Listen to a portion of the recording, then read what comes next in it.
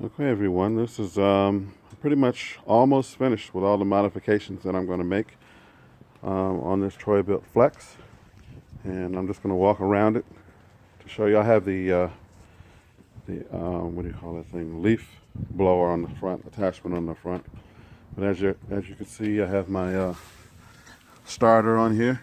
However, what makes this different is that this is a battery operated starter. So here's my starter here.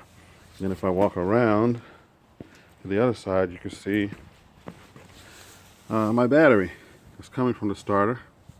I also installed a what do you call it thing that charges the battery on here, and you can see all of my switches that I've mounted on the middle bar here. This switch here is for the light. As a matter of fact, you can see my light on right now. And that's coming straight off the battery. So I don't know if you can see it's on. Turn it off.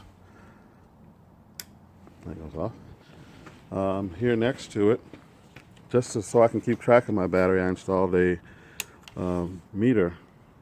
voltage reader. I can see right now it's, maybe the sunshine is not helping, but it's 13 volts. Sitting at 13 volts. This is a switch right here for my propane. I've added propane tanks to it, so this now runs off of propane instead of gasoline. Got one propane tank here, and I've got one on this side. And these little cups here I just have tethered to the handlebars. This is a cup actually for a golf cart, and they pretty much just sit in here, and I got some Velcro on the top so I can take them off, put them back as I so choose. In the middle between the two propane tanks is a device. I guess they use this on campers, where it selects which propane tank to use. In other words, when this valve here is turned this way towards this one, the propane will suck out of here. As soon as this one gets empty, it'll automatically switch to here, and you'll know that it's empty because in this little dial here, you'll see a red tab instead of the clear. So I can actually switch to this tab over here. Now that's using that propane tank, or if I switch over to the other side, now I'm using the other propane tank. Okay? And so my propane is coming in, it's coming out the bottom here. And I got a tube that's going all the way up around here and back down the side there to a electronic, well, it's a valve that turns on and off with 12 volts. So when I hit this button up here, it turns my propane on or off. This is my start button for the starter. I ran it over to the starter. This button here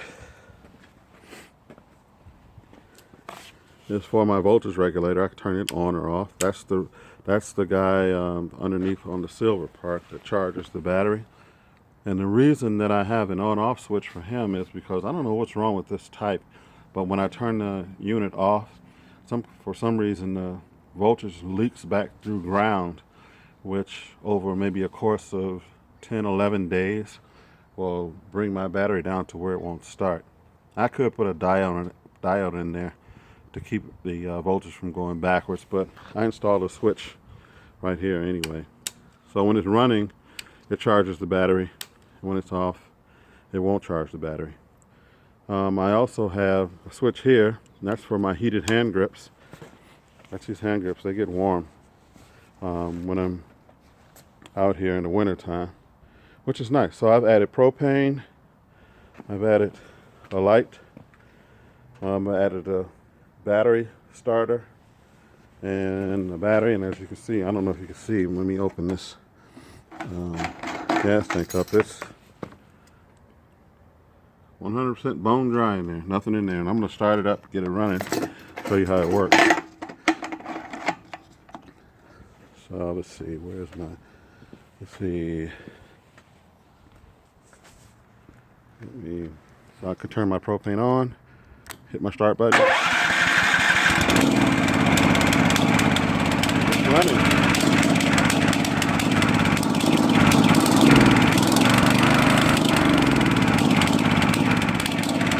I have to adjust my gas intake. Be right back.